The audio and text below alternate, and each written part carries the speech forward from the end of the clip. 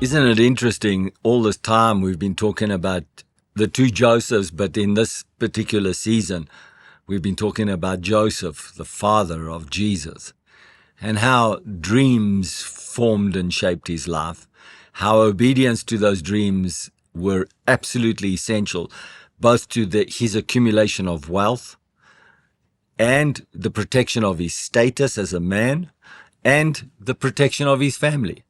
And God never ever left him. God was always there to take care of him.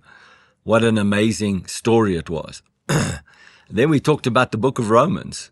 Do not be conformed to this world, but be transformed by the renewing of your mind. And so now we get to the very heart of making a dream come true, which is trusting God and having faith in him as he guides you and he leads you. We wouldn't complete this conversation if we didn't use Hebrews 11, verse 1. Faith shows the reality of what we hope for. It is the evidence of things we cannot see. So faith shows the reality. In other words, I have the reality of something that I can see in the spirit, and I'm hoping for it, but I can't touch it yet.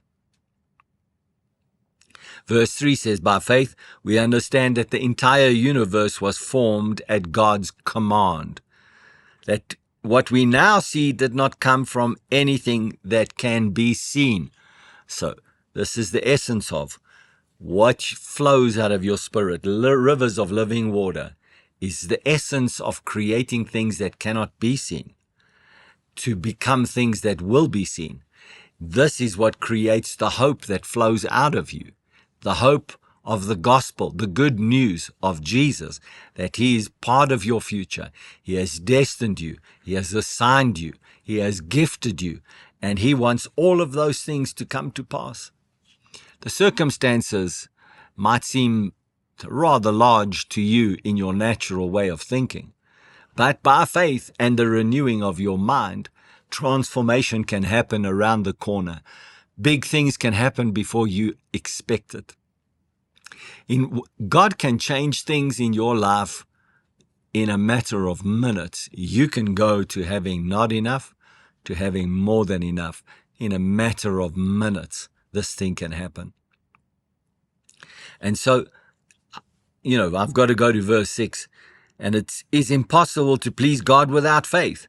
And anyone who wants to come to him must believe that God exists and that he rewards those who sincerely seek him. Hey, this is how you live in faith. That you got to say, I know you exist, God. You exist in my spirit, and through the existence of who you are in the spirit, I pursue the things that cannot be seen. I speak out the things that need to be seen from things that cannot be seen. Words, trust, faith, hope in God. These are things that are not easily seen. But if you see them with the eyes of faith, you can have them. So anyone who wants to come to God must come to him, must believe that God exists and that he rewards those who seek him. The answer to a dream comes in verse 7. It was by faith that Noah built a large boat. How did Noah build a boat? By faith. What did he receive? A dream. He received a vision, something that he didn't ever know he could do. He received it from God. He knew the how-to from God. Praise Jesus. I trust you learned something today. God bless you.